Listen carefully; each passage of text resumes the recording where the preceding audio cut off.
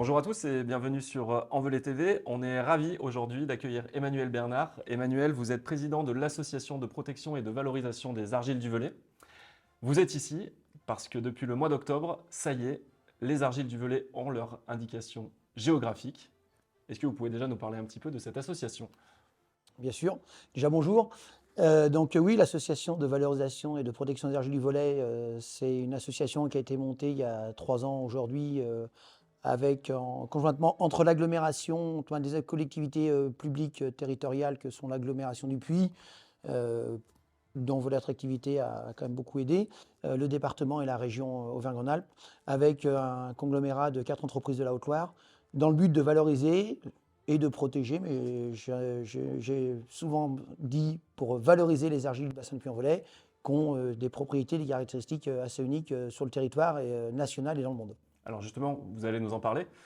Détenir cette indication géographique, au même titre par exemple que les couteaux de La Guiole, que les tapisseries d'Aubusson, ça veut vraiment dire que ce produit est unique. Est-ce que vous pouvez nous en parler un petit peu plus en détail?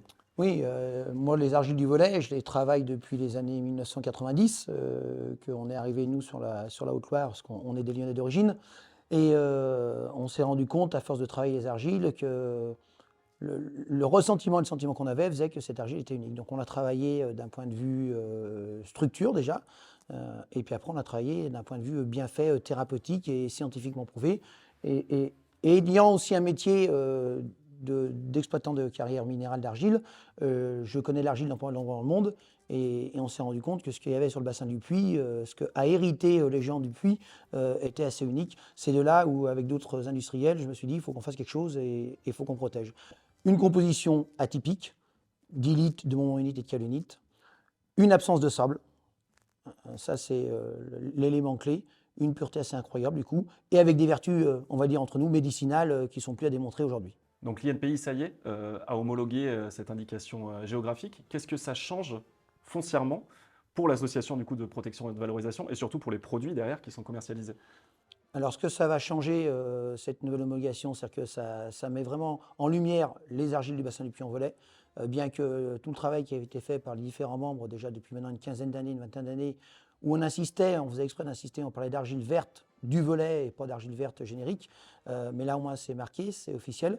Il faut savoir que l'homologation nationale, l'année prochaine, il y a un règlement européen, elle va avoir une reconnaissance européenne, donc ce qui est bon. Aujourd'hui, les gens veulent démarquer un produit par un territoire, par une origine, une attache. Racontez-nous comment vous transformez justement cette argile et quels produits on retrouve aujourd'hui dans le commerce justement avec l'argile verte du Velay.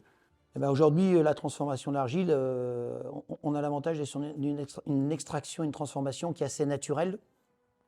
C'est-à-dire qu'on va partir d'une extraction à l'appel mécanique, donc sans tir de mine, sans sillage, donc on va dire assez douce. Et puis après, le mécanisme de transformation qui se fait sur l'usine de Saint-Paulien, c'est uniquement du broyage et du séchage thermique. Donc pas de process chimique, pas d'ajout de produits chimiques pour obtenir les produits fins, qui vont être après distribués aux différents opérateurs de la Haute-Loire qui sont partenaires. Et tout ça sur des marchés en effet qui vont être assez variés, comme le thermalisme, l'alimentation animale, la cosmétique, que beaucoup de gens connaissent, le soin externe des animaux, notamment tout ce qui est soins cheval, soins sur les chiens, et puis des marchés aussi du BTP, des litières pour animaux qui sont un peu moins nobles ou moins riches. Donc aujourd'hui, eh ben, le Velay va être quasiment connu et reconnu. On le connaissait déjà pour ses lentilles et pour d'autres spécialités, mais par ses argiles du coup. Le Velay va être connu et reconnu par ses argiles.